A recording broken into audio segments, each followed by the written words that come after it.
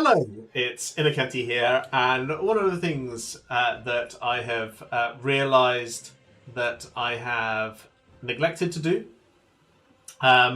is to record a tier list for Demon Souls once I'd completed it. So I got a PS5 just to play Demon Souls.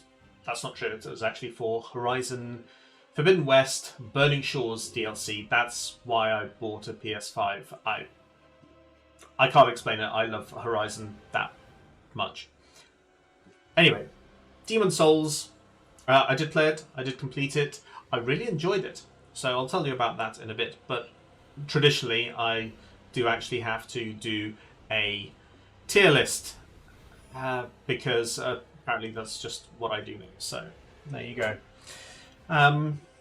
Yeah, it. Demon Souls, how a good game it is, has bosses which are, I guess, interesting. Um, I haven't even set up my tiers properly. Here you can see the background process here. So I really don't like having red at the top because I know it means like hot, but uh, it's kind of I don't know. I find it weird. Like a green makes a lot more sense to me as the top tier. So this is probably what we're going to go with. We're going to go with awesome, okay,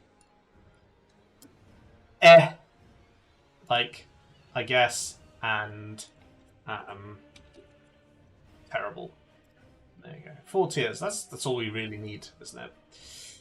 Uh, I don't know. 4 tiers might be overrating it for Demon Souls as well.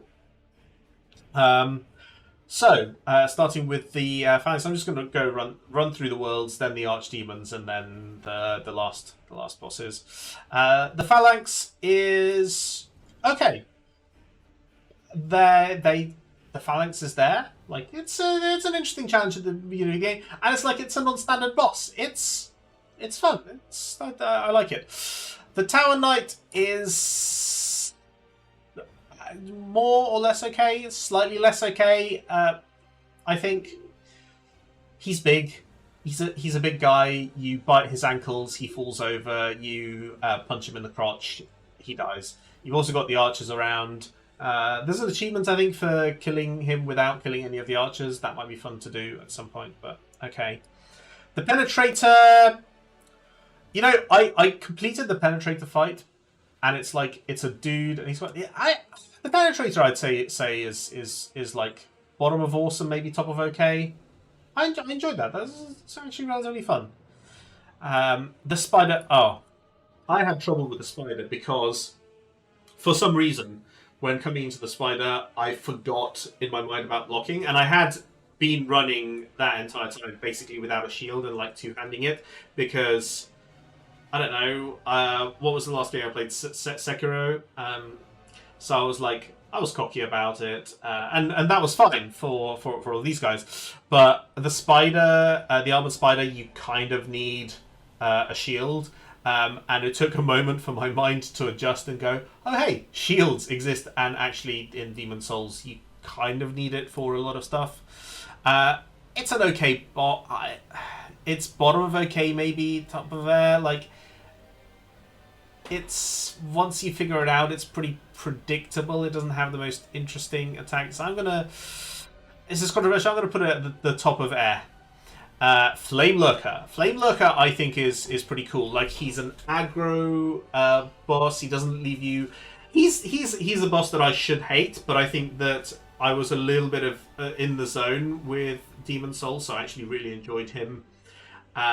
Took me a few attempts there, but I think he was pretty cool. I think I put him at the top.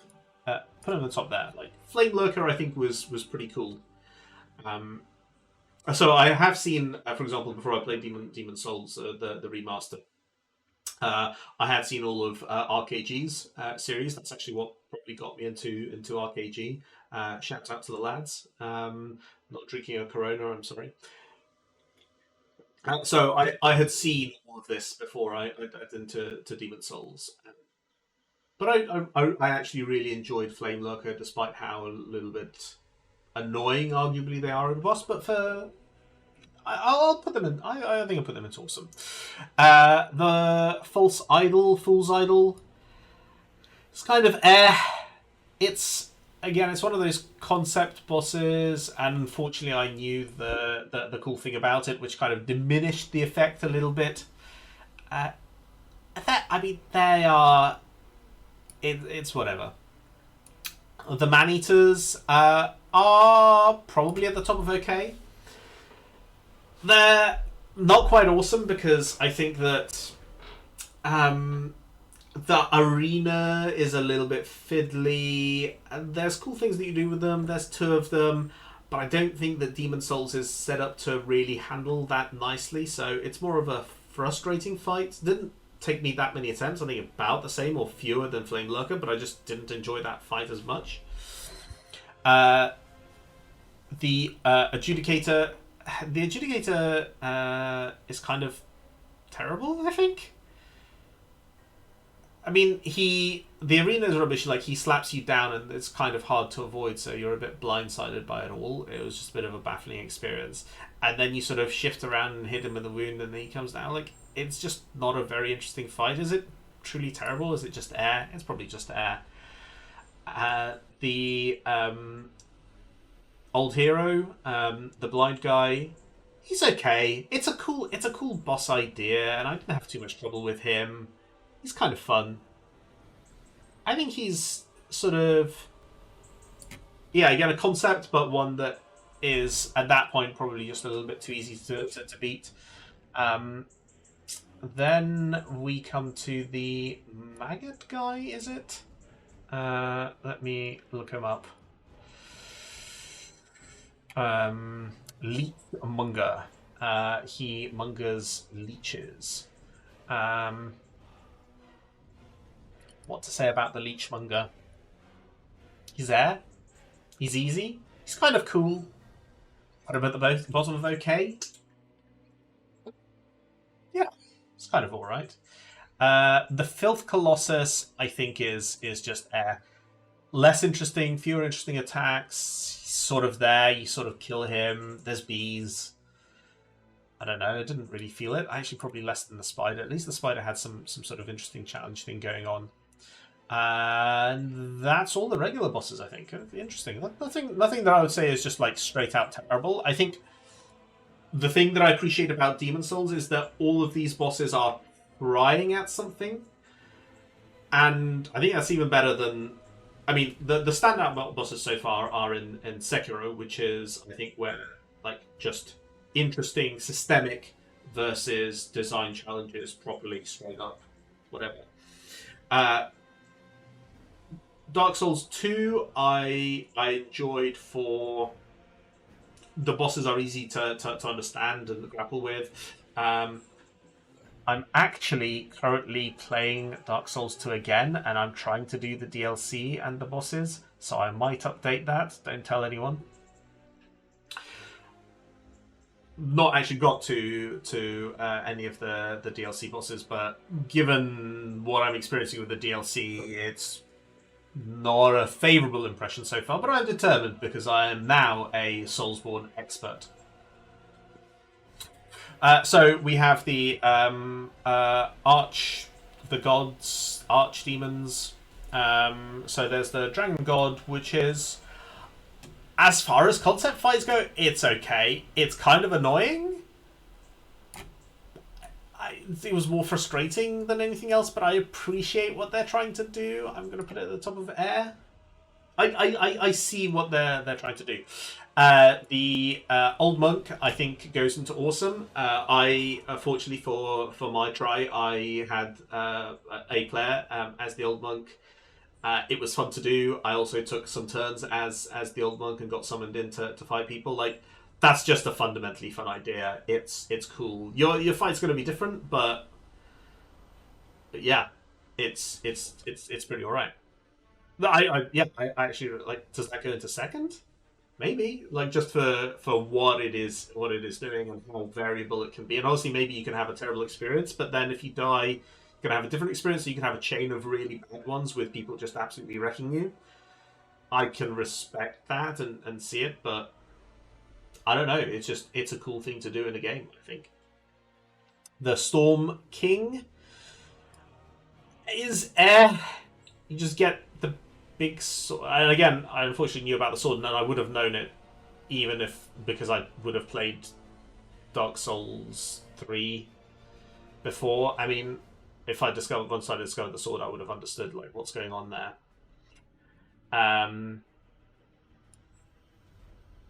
Is it at the bottom of air, or is it just? I mean, it's air. It's there. It's a dramatic arena. There is a little bit of a challenge going on there. I mean, I think I appreciate what they are trying to do, and it's once you have that context, maybe Dark Souls 3 is a nice callback. It's a bit cheesy, but whatever. Okay, what's his name is next? The Maiden Astrea's buddy boy. I appreciate that they've put him in because I guess he's the real boss. What is his name? Garl Vinland. There we go. Garl Vinland is terrible. Just a really uninteresting fight, I think, frankly.